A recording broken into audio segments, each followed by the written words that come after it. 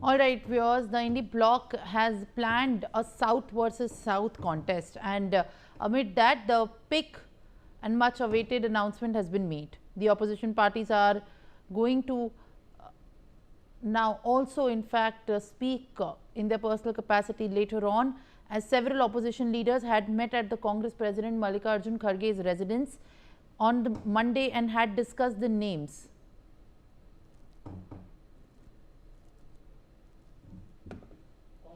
All right, now let's listen into a reaction by the Congress on this very announcement.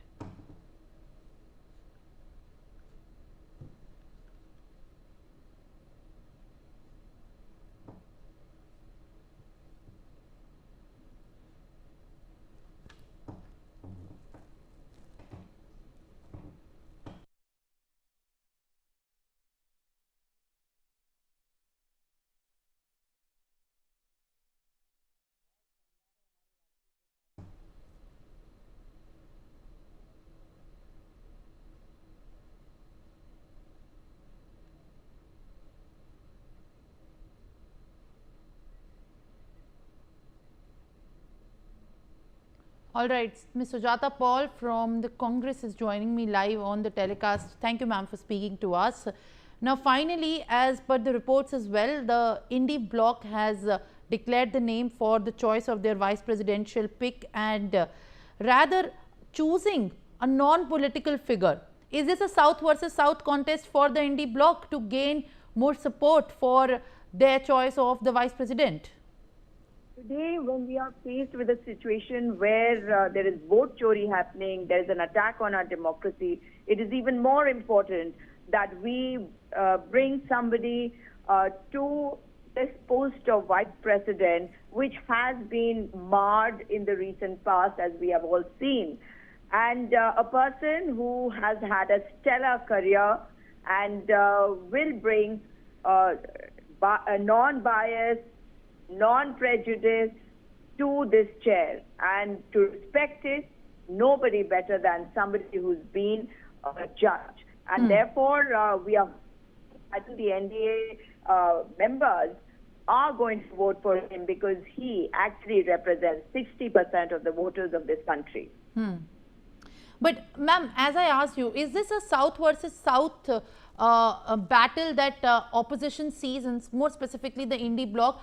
Because while the name was announced by the NDA, the opposition MPs, the Indie bloc MPs, have been trying to speak on their likeliness of the candidate, and now the final name that has been picked upon is B Sudershan Reddy, with such deep knowledge and career into the law field.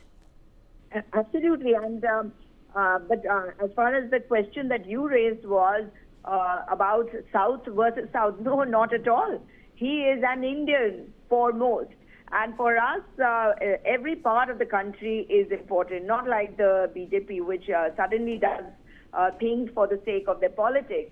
So it's not about politics; it's about bringing credibility and some kind of respect, which that chair has lost in the recent past. And that is why our this particular time, if Mr.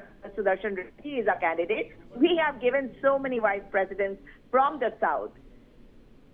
Earlier as well, in fact, the Indie opposition's pick for the vice presidential post had lost to Dhankar, and now also even the BJP is maintaining that why is there a clamour against the choice of CP Balakrishnan, as he's just a RSS man. So there were also other RSS men in the same capacity. So why is there such a noise? What would you like to say on that? First of all, he's an RSS man. He's come from Maharashtra. He was the governor there. And have you forgotten what former Vice President Jagdeep Dhankar did in West Bengal?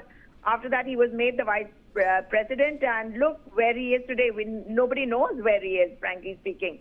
But as far as their pick is concerned, just because Maharashtra elections were held when he was there, there are going to be a lot of questions raised. And why is it that BJP does not believe in democracy and the constitution? because if we have another candidate, they should not have a problem. And anybody from the RSS clearly shows that the BJP is under pressure, and there will never be a consensus as far as an RSS man is concerned, because we stand with the Constitution, and the RSS has never stood for the Constitution, respected our flag. Well, Ms. Paul, also, you know, there is considerable amount of criticism coming in by the choice as well, as there are comments coming in from the BJP saying that it is just in an attempt to galvanize the South voter base as well, or the South consensus. How do you react to the statements coming in saying that the Indie bloc vice presidential pick is anyway going to lose by the BJP?